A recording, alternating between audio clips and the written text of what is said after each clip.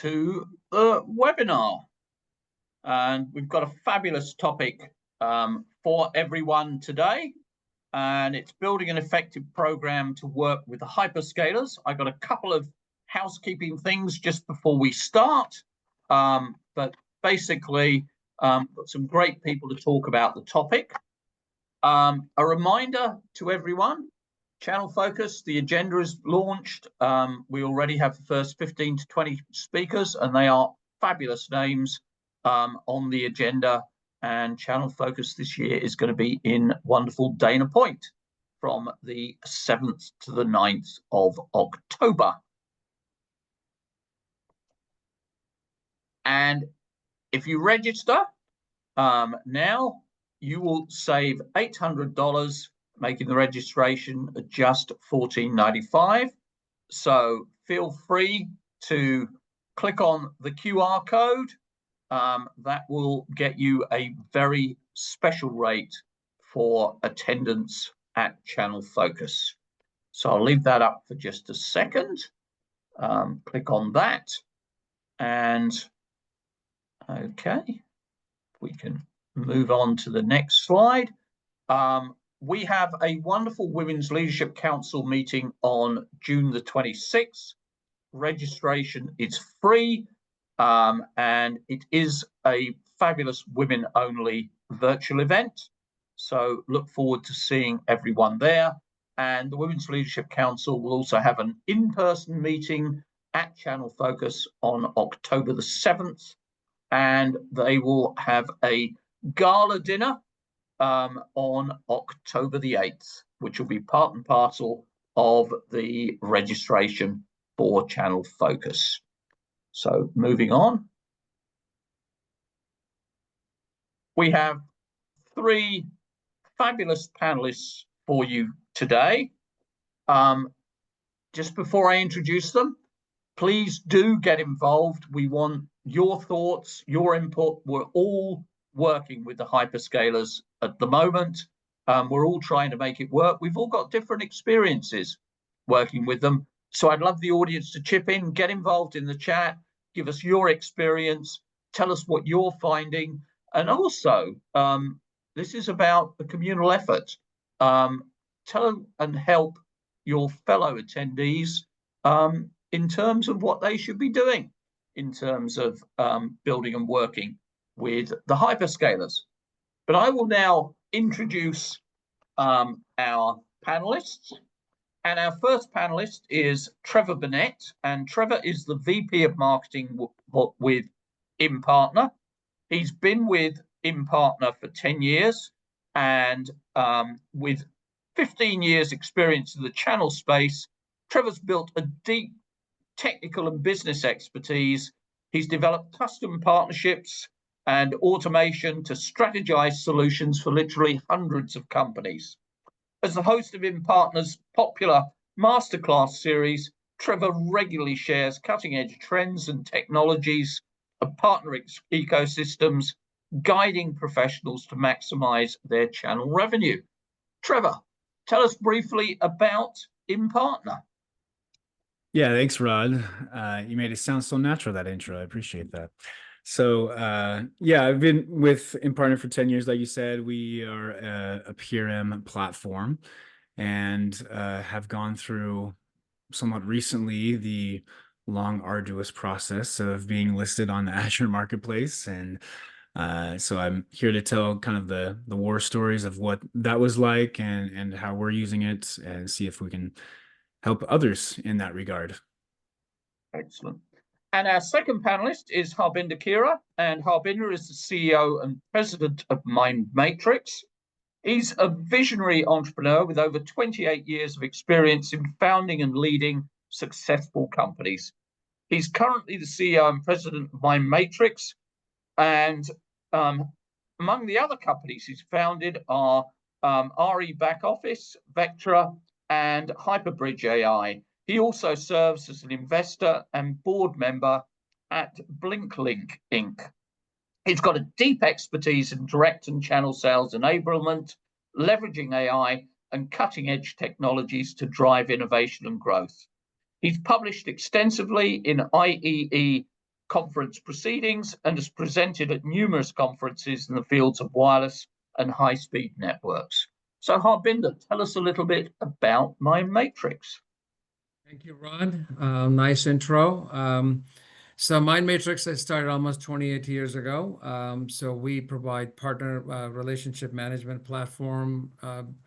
In addition to this, we provide partner marketing and sales enablement tools for direct sellers, alliances, channel partners, the transactional partners, and we're launching this whole influencer marketing program as well. So that's what we provide as from a technology perspective. So coming back to hyperscalers, we're going through that process, looking at AWS and Azure because we have some offerings on both platforms. So we're going through that, the process that the partner has gone through, the whole, scars on our back. So we're learning a lot, and something I'd love to share that with you guys as we are going through as a company, putting ourselves on these marketplaces. Fabulous. And our third panelist is Anthony D'Angelo, and Anthony is the CRO of Unifier. He's been a channel manager, a global channel chief, and now a CRO. He's dedicated his career to channel sales, building high-performing channel teams and shaping go-to-market strategies that deliver results. He believes in paying it forward by mentoring sales leaders, investing in their growth, and building teams that succeed together. When he's not at his desk, you'll find him exploring a new city, hiking a favorite trail, or on his mountain bike, trying not to crash. So, Anthony, tell us a little bit about Unifier. Thanks, Rod. Yeah, no, I appreciate that. I always like to lead with, I've been in the CAM shoes, I've been in the leadership shoes, all that stuff. Unifier is an all-in-one partner relationship management platform, channel automation platform. You might hear those terms used differently. What we do is we bring every part of your partner program, your partner administration into one single place. Onboarding and enablement, MDF, deal registration, marketing, all of it all in one place.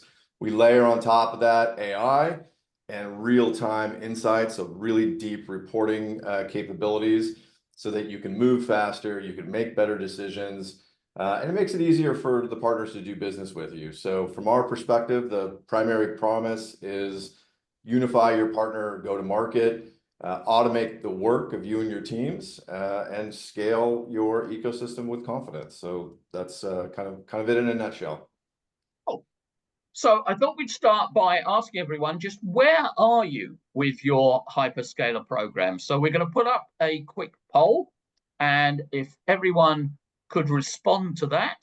So poll will be going up now. So what best describes your current hyperscaler program? We've got extensive hyperscaler program. We're working with hyperscalers, but believe we have a lot more work to do. We're piloting programs, or we currently have no hyperscaler program. So if everyone could pop in their answers now, that would be fabulous. Really want to understand where everyone is with this. So click on one of those boxes now. Give everyone a couple more moments to read that before we close it, but we'll be closing it in a couple of seconds. So please do pop your answer in one of those boxes. So again, what best describes your current hyperscaler program? Is it extensive? We've got a lot more, we are doing it, but we've got more work to do. We're piloting programs, or we currently have no hyperscaler program. Please pop your answers in now. We are about to close it, and then we will share the results. So, Sarah, if you can close the survey and then pop the results up. So 6% of us have extensive programs. We'll be looking for you guys to contribute a lot to the discussion. Another 33% feel they have a lot more work to do. 28% piloting programs, and 33% of the audience, we currently do not have a hyperscaler program. So that gives us an idea of where we are and where we sit. So Sarah, thank you very much for that. You can close that down. And Trevor has done a bit of homework, and he's got some really interesting answers as to why we really should care about this. So Trevor, I know you did some background work on this, so I'm going to hand over to you to fill us in with a couple of intros.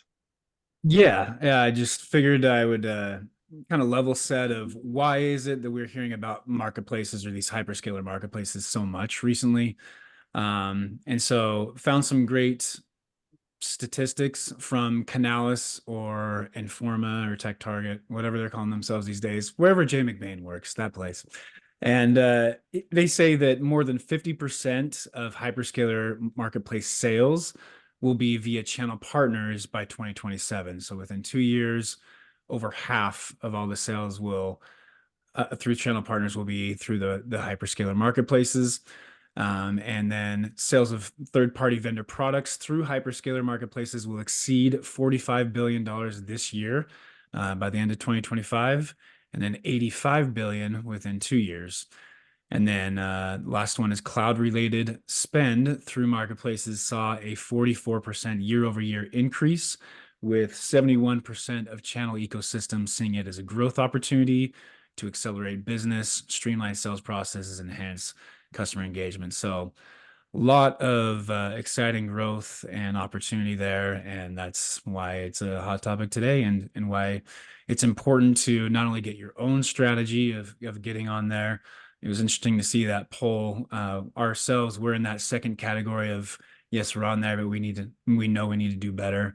So I feel like we have the right crowd here. We're all kind of in the same boat. Excellent. Thank you for that. What I want to do is just walk through some of the thought processes with the panel that we have to go through when we're looking to build an effective program with the hyperscalers. And I think the first topic that's really important, we've got to understand where they're coming from. We've got to align our goals with their priorities, understand what they care about, and I'll bring the panel into this in just a moment, but what do they care about? Well, hyperscalers care about cloud consumption.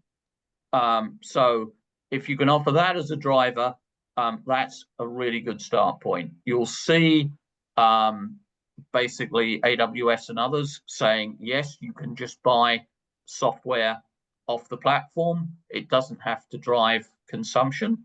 However, I'd love the panel's thoughts on how much attention you're going to get from their sellers if you're not actually driving the consumption, which is a big chunk of what their sellers are remunerated on. So, Harbinder, I don't know if you want to come in on that one. Absolutely. So, as you rightly said, hyperscalers, who are these hyperscalers? Let's start with basics. I think it's important, let's start with the fundamentals. Obviously, we have GCP, Google Cloud, and AWS, and you have Azure, Microsoft, and then you also have the other ones, the OCI, the Oracle. So these are the hyperscalers. They provide networking, computing services, storage services at scale. Okay.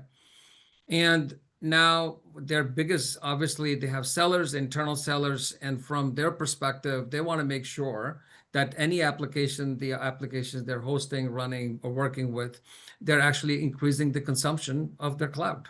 That's the bottom line. Okay. If you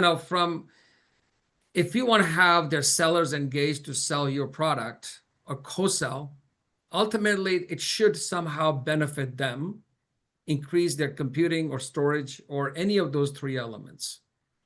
So that's really it boils down to. Our experience working at, looking at this whole hyperscaler infra. So MindMatrix, we have few things running on Azure, and we actually were a private cloud company, and then few things running on AWS. And we've been evaluating which out of these three hyperscalers easy to work with. Each of them have plus and minuses. So obviously, if you're 100% on AWS or 100% on Azure, then obviously you have no choice but to work with them. And obviously, if you think about AWS, and also if you look at the conditions to be part of their program, one of the requirement is that, they're kind of, as Trevor mentioned to me earlier, they're softening this condition that you have to be using their infra. So you're kind of already locked in. You're destined to work with one of them. If either you're going to be on AWS or you're going to be in Azure or a GCP. Okay, if you want to go on a hyperscaler program, or you can go the hybrid model. That you can say that, hey, I'm using AI on AWS, and I'm going to use the infra on Microsoft Azure. You can create a blended program, but technically you have to be aligned to make that happen. And that has been our journey. And so there's a lot I can share, but that's really where we're at today. Okay. And Anthony, I know you wanted to come in on this one in terms of aligning goals and how we actually do that. Yeah, for sure. Thanks, Rod, and good stuff, Harbinder. I think if I double click down just one level from that and get into how do we get stuff done, absolutely, we have to align to what they need. They're not, or at least they're less interested in your roadmap. As we align goals and kind of get into that co-selling motion, it's really about lining up the offer with how it's going to help them, right? So what that means is you have practical steps that you can take. I noticed most of the people are in the not quite there yet or haven't even started category. And I think that's really relevant here. There's a lot of pressure to get to the co-sell and do all you can with the hyperscalers. But the reality is you have to start somewhere. And so my biggest piece of advice I could give anybody as we think through this and through this session is start small, right? Start with what's achievable. But an actionable step relative to this would be defining what you can sell that drives their cloud computing, right? So aligning your goals with them is really, really important.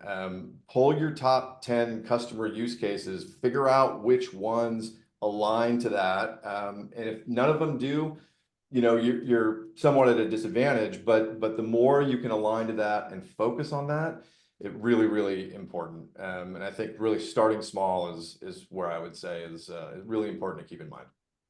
Okay, great advice there. I think the other thing to bear in mind is the hyperscalers do offer a real opportunity for sale. One of the most striking numbers at the moment is the unspent commit last reported by the big three hyperscalers, if you put it together, is a staggering $267 billion. And I did say billion, not million. It's absolutely extraordinary. It does drive customer behavior.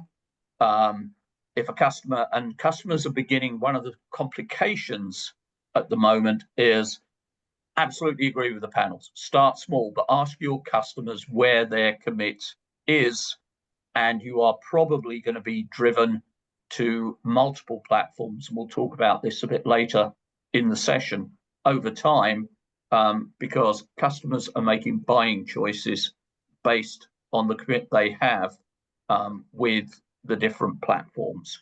And so you are eventually going to be forced into a multi-platform environment. And one of the other key issues with the marketplaces is private offers. For those on the call who don't know, that's a private offer is essentially customized pricing and terms. It's a deal between the seller, typically an ISV, and the customer, and it's transacted through the hyperscalers marketplace. What it does is it allows sellers to offer discounted pricing. You can offer specific terms, you can offer payment schedules, but the deal is executed and billed by the hyperscaler. So the money flow is also very different from a traditional transaction. And that's one of the other things that are very difficult to build into your organization and to get your finance team, etc., to understand. So I think one of the things that's really key as you move to a hyperscaler program is get finance involved right from the get-go, because they need to understand this is not going to operate in the same way that you're operating with other customers. It's much trickier. Trevor, any thoughts on private offers and what's happening there? Yeah, exactly. So we, for example, on our listing, I can kind of give real world example. We have our 4 editions listed. You can just transact. You don't have to talk to a salesperson. True marketplace, purchase it right off of there. Private offer is when our sales team is involved. They're offering discounts, different types of packages, whatever it may be, full flexibility to do all that, right? Kind of like your traditional direct sales model. And then they can execute that private offer. But like you said, it's all transacted through the marketplace, which is what in our case, especially we want, because the more transactions you get, then the more attention you get out of that hyperscaler. So we're getting Microsoft to want to co-sell more with us as we rise higher and higher on the amount of transactions we have, and they have different tiers and benefits and all that. But the other part to the question that Marie posted in the chat there is you can do the multi-party private offer. And because the issue now is, great, you're up there as a vendor or an ISV and you're getting all that direct sales revenue, but the partner feels very cut out from this whole process. So being able to do those multi-party private offers, and each one of the 3 big hyperscalers has this capability of doing multiple parties involved. In fact, Microsoft has 2 tiers of multi-party private offers. So it's working with your partners because they have to go through a validation process to be approved to be a part of that and be transactable on there. So it's not something you can just immediately open up to your entire channel database and all your partners. And so it's usually the approach of, and this is newer, so I haven't seen a whole lot to answer the question directly. I haven't seen a lot of successful ones yet. It's still people figuring this out, trying to see how they can scale, but starting with their top partners, their most strategic ones, helping them as needed go through the 5 or 6 steps to get updated. It's not as extensive as you getting listed as a fully approved one. It's a little shorter process usually for the partners, but get them approved, and then they can be involved in those private offers and not be cut out of the sale. Can I jump in quickly? One of the things I think Marie is also asking is about the tenets of a successful co-sell program.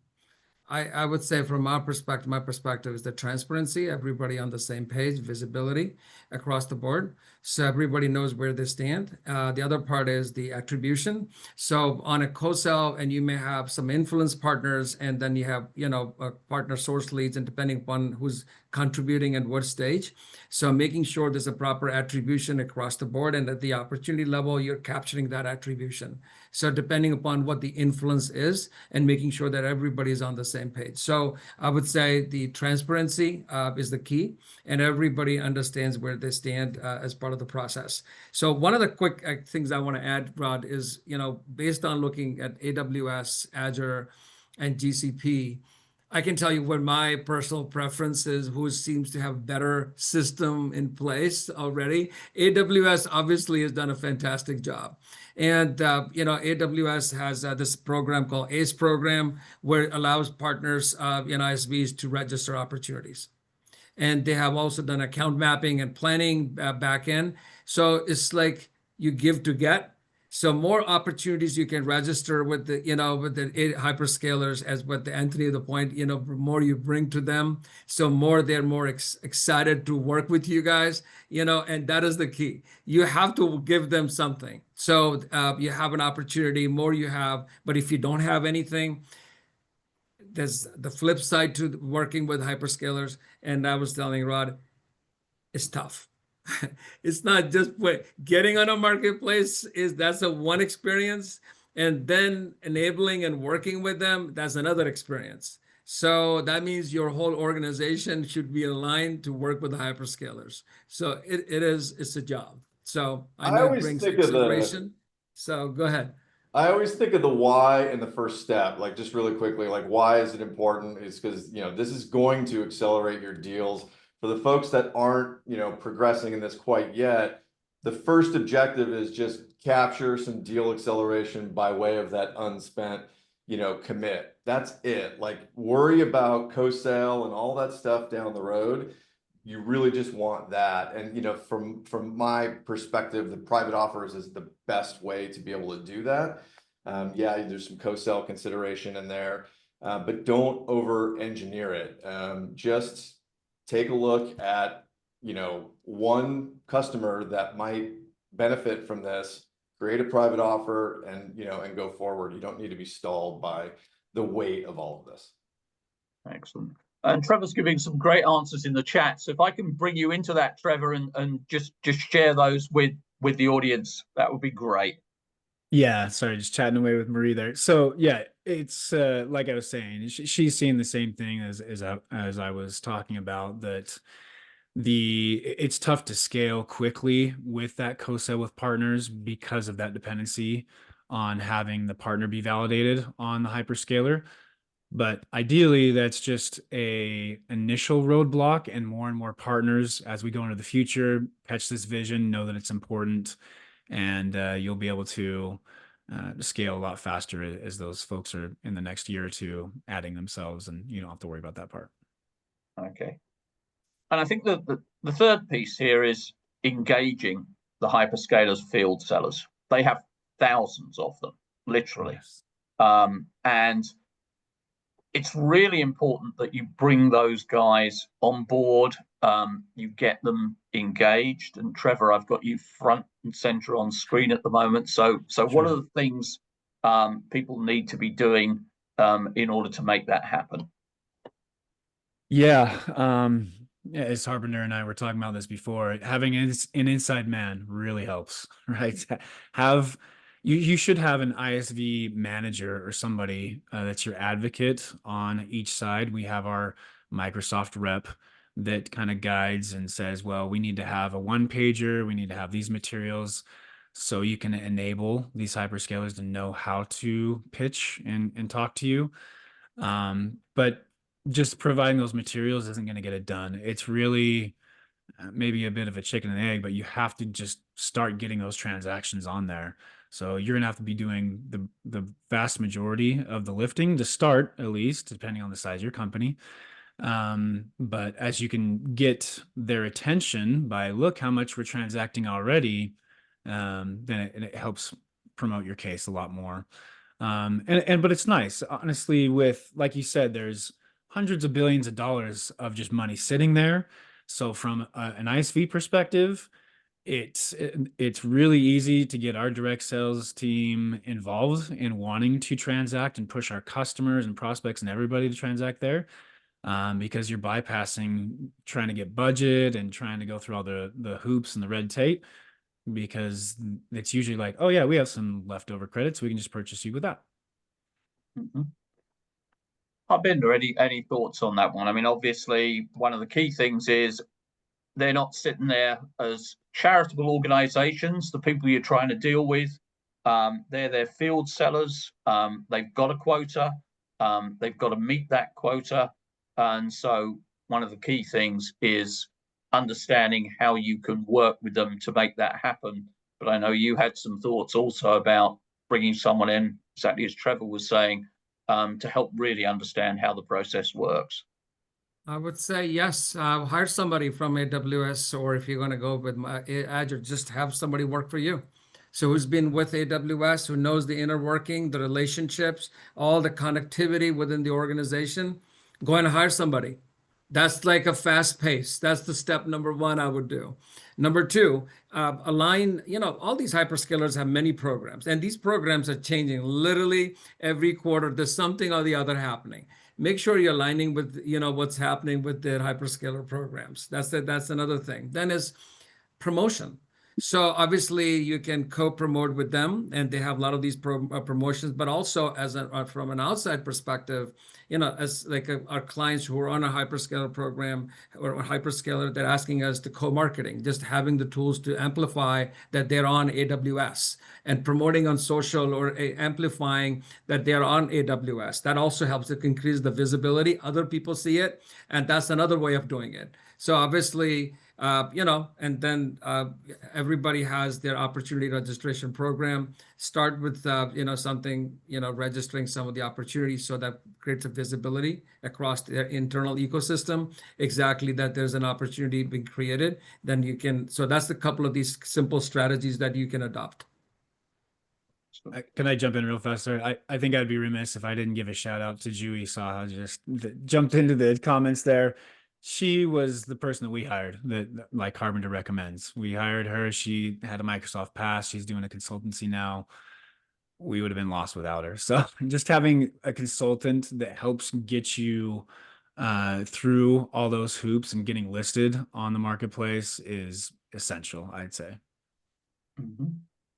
And each of them has their program, their co-sell program.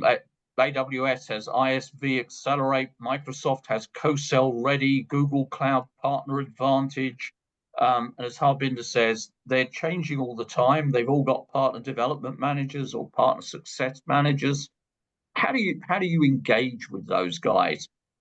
Obviously, you've got to have something to offer them. Just going, hey, we're listed, you're my partner, development manager, isn't actually going to get a lot for you. What else do you need to be doing? You need to be specific, right? I mean, you're definitely invisible until you help them close a deal, right? And I know we're talking about kind of like a phase 2 for folks that are just launching this journey. But these are quota-carrying reps. They don't care about your roadmap or your vision. They want you to, help them, hit their number. So focusing on the value to their specific targets, super easy. But you need to simplify. This is no different than the rest of our channels, right? Each time we engage potentially a new channel, we have to show our value relative to them. The same core tenets of building a channel through the hyperscalers, exist. All the same things that we've had to do in other parts of our channels are still true today. They just are slightly, different. So from a first step perspective, what can you do now? Identify one hyperscaler, right?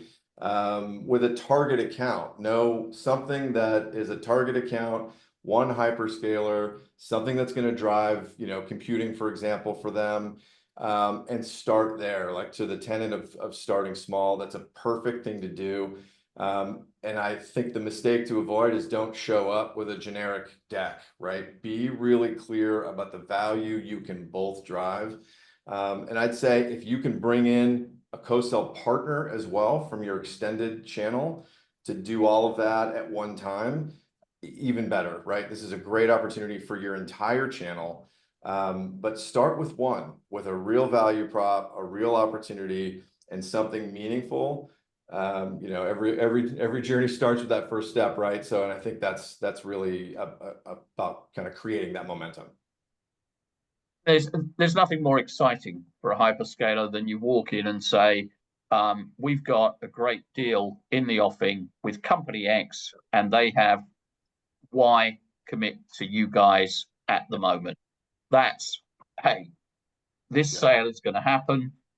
It gets them excited. So really understand where your customers are, where they've got the commit. And if you walk in with one or two cool deals where the commit's already there, you're going to get the AWS, the Azure, the Google folks behind you, because they can see a really easy sale and a really easy route in. I think the other thing to remember there is they're very sector based, they're very regionally based, and so you're going to have to build multiple relationships. But I think I don't know what you feel about this, Trevor, but I think it's about, if you can build a relationship in a sector, show it's working there, that's a great way to start and a great way to begin to show that you're driving real revenue You're helping people make quota, etc., and that's going to get them thinking, hey, these are a company I need to be dealing with. Yeah, again, I'll speak to the Microsoft experience since that's where we're most in right now, being hosted on Azure. But Microsoft specifically is very vertical focused, right? And not just a vertical like manufacturing, but discrete manufacturing. You know, it's exactly in a specific lane. That's how they break down everything. So we got that feedback of, hey, that's great, but let's focus on these specific areas and how do we speak to that particular market.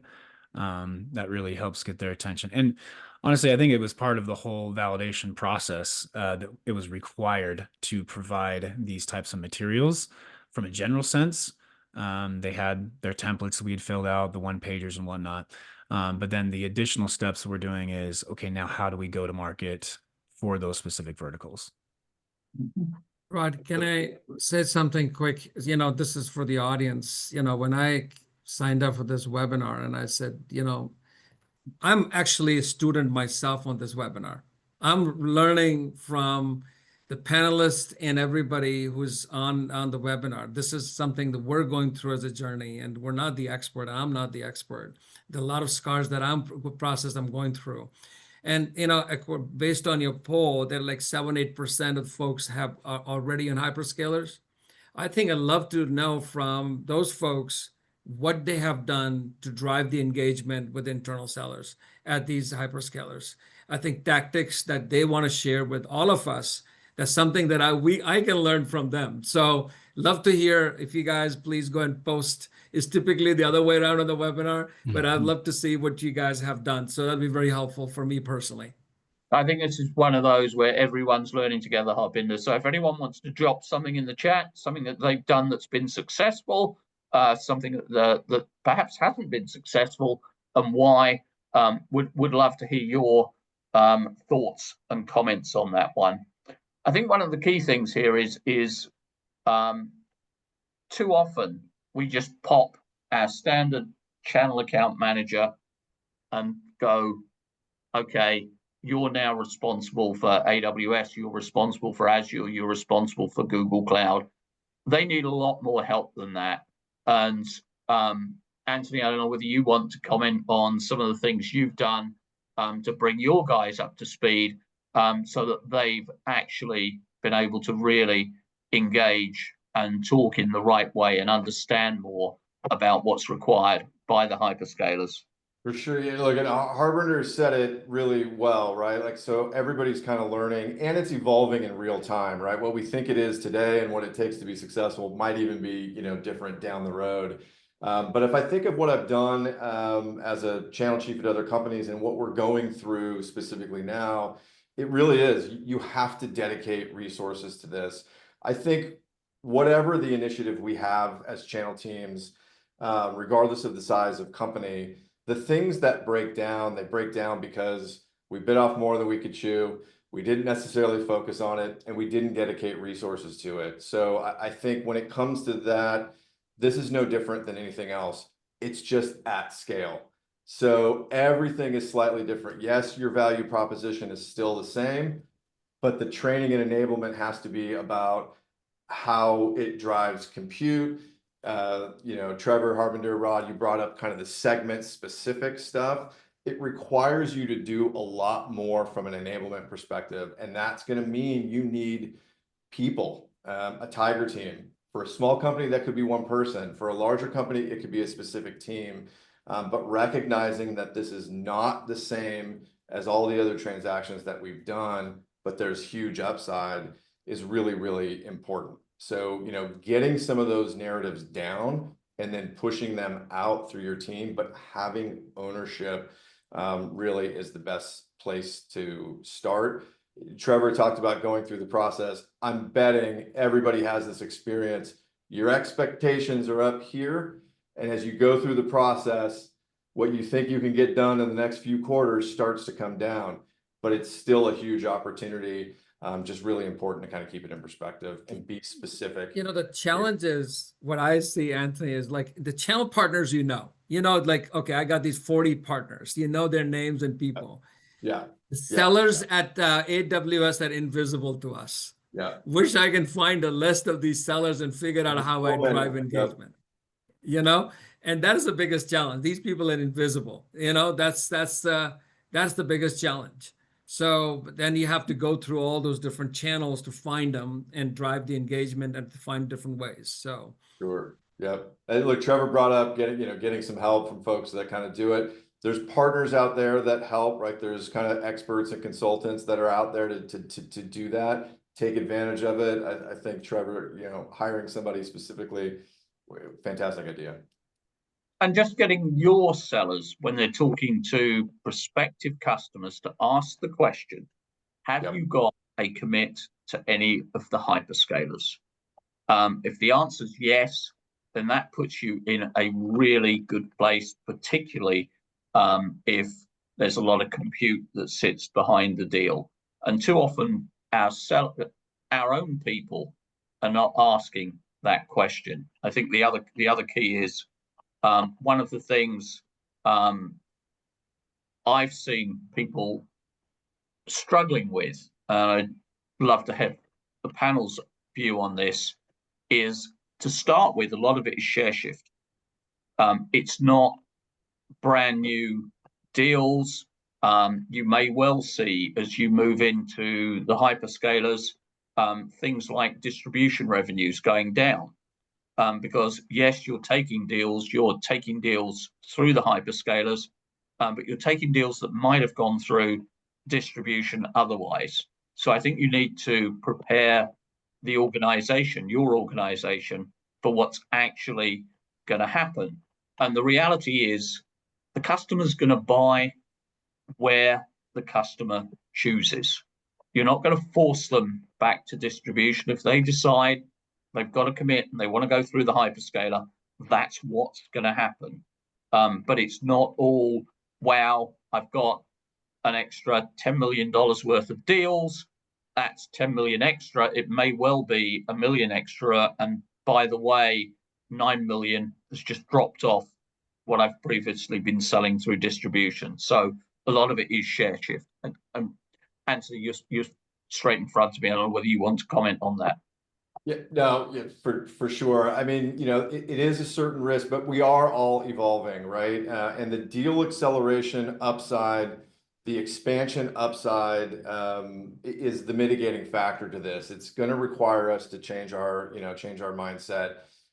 We have to educate our own teams about a slightly different way of selling, right? They don't have to be experts in hyperscalers, but they do need to understand how the process works. And more importantly, job number one for all of us right now, ask the question. I think, Rod, you said it. Ask the question to your prospects, to your customers, even if you don't have a full value prop quite yet that drives computing, start with just that. Ask the question of your key prospects if they have unspent commit, if they leverage these marketplaces, because that's the first value all of us are going to get from it. And it's a huge value. I mean, Rod, $200+ billion in unspent. I think that's huge, but you've got to build some enablement into your programs, one-pagers, things like that. They don't move the needle by themselves, but there is an education process that we have to take seriously. And Trevor, have you worked in terms of joint account mapping, etc., with the hyperscalers? And how, if you have, how's that work for you? And indeed for anyone else on the call, have you done that? And what's the experience been? Yeah, no, as we've kind of risen on the attention of the Microsoft side, we get a lot more services with that, get the propensity to buy scores, things like that. So yeah, you get somewhat of account mapping approach, but the point that you were saying, Rod, of, customers are going to go to the easiest route possible. And there is a huge risk that if they were buying through distribution, that they'll buy direct, and that's not going to make your distributors very happy. So the risk there is making sure you're coming up with a strategy so that, again, those partners don't feel like they're cut out. And that's probably the first steps you're going to want to go to. Those are those strategic partners you're going to want to work with. Make sure that you're not getting those people all upset at you, because that will have a harmful effect long term. And as Brian put in the chat there, DSOR, that's basically how AWS would be able to accomplish having the distributor be that seller of record, DSOR being designated seller of record. All these hyperscalers love their little initial or abbreviations. So you just kind of have to learn that whole vernacular, especially Microsoft. Everything is an abbreviation. So kind of learning that language and how to speak to those is an essential part of that co-sell motion. But yeah, I think that's where the urgency should come in as you are thinking about, or as you're expanding your marketplace approach. Make sure that your partners are in that equation, or you're risking alienate them. And that your program is starting to evolve to capture this, right? We need to be prepared with our partner programs evolving to capture the value and this co-sell thing. You know, it's really important that we don't get caught on our heels. The point that Brian is making is actually a good one. Actually, you know, I forgot about you know, designating a distie as a seller of record for your product, for your listing. So you can do that. So that makes it easier. So now you could designate a distie to do the work for you, you know? And so that is actually, and they know the ins and outs of what's happening with AWS or Azure. This is definitely in the case of AWS. A distie knows exactly, they have the relationships. That makes it, that's a good point, Brian. So that's actually a smarter way of doing this, a faster way of doing it, to going through designating a distie as the seller of record for your listing. Excellent. And we're almost out of time. In fact, we're over time. It's supposed to last 40 minutes, 45 minutes, and we're already on 51. But final topic, how do we track results? How do we share this internally? How do we get our internal teams behind it? And how do we get the relevant information from the hyperscaler? What's been your experience in doing that? And I'll start with Anthony on this one. Yeah, absolutely. Look, the data is one of the most important things, regardless of what we're doing across our channels. The data and the metrics are super important, and they need to align to the folks that make decisions around spend, the CEO, the CRO, CFO, that type of thing. So, you know, it's relevant to the hyperscalers themselves. The more volume you have, the more interest they'll have, but it's certainly relevant to our internal teams. For me, it's about leveraging the technology, right? So we, you know, all represent PRM. There's other, you know, ways to be able to do that, Salesforce and other CRM tools, but really tracking some of this stuff in a thoughtful way. You don't have to go crazy with this, but for me, I track the hyperscaler sourced, right? Which will be like down the road a little bit more, that'll start to pick up.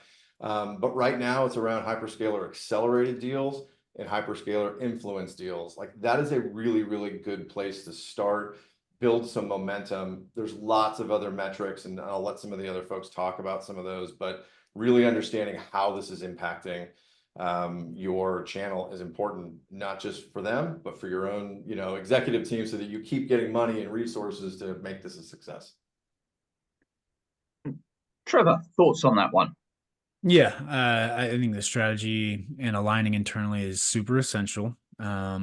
It's similar as you're working with the channel. You don't want to have that conflict. You don't want to have your direct sellers be in conflict with your partners, and these hyperscalers are partners. So, you know, whatever incentives you need to do, quota relief, all that, make sure that's fully aligned so that your internal sellers and executives are motivated to embrace this approach and give them all the statistics they need to understand the vision of it and why this is important shift to not be left behind.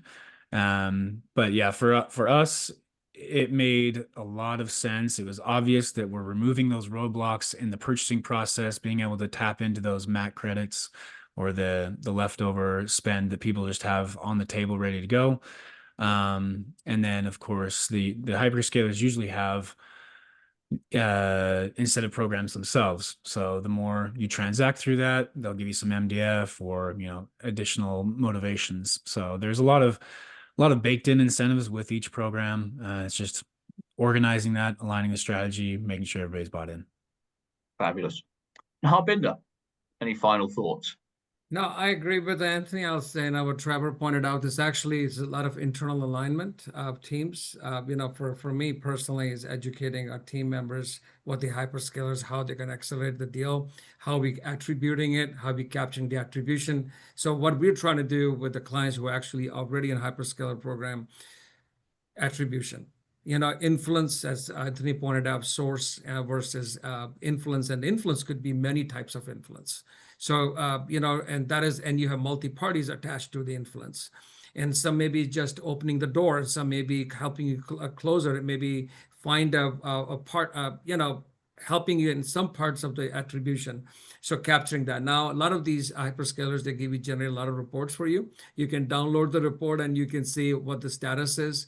Account mapping is a very important aspect. So you can see, you know, wish they can give you all the accounts that have uncommitted, you know, commits. That'll be awesome. That'll be a gold mine, but they don't share that. But there is actually, I would say, some of the companies like, you know, who work with hyperscalers, they actually, you can get an intent data that actually share with you which account that may have unused commits. You know, and that will be, it's not a real, you know, it's not 100% accurate, but gives you an intent data that gives you some kind of a baseline that you can use that to go after for when you do account mapping and planning to go after those accounts. Brilliant. Anthony, Trevor, Harbinder, thank you very, very much indeed.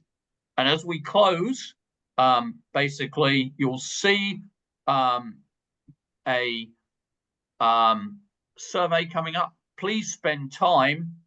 And I actually see Jamie Romero.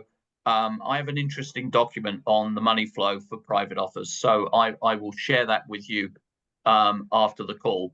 But you'll see basically a survey coming up. If you could please complete that. We really, really want to understand where you guys are, what you felt, and your opinion of the webinar. But once again, Anthony, Trevor, Harbinder, thank you very, very much indeed for some great information, great insights, and really practical advice on the things we need to do to get this done. My pleasure. It's been great. Thank you.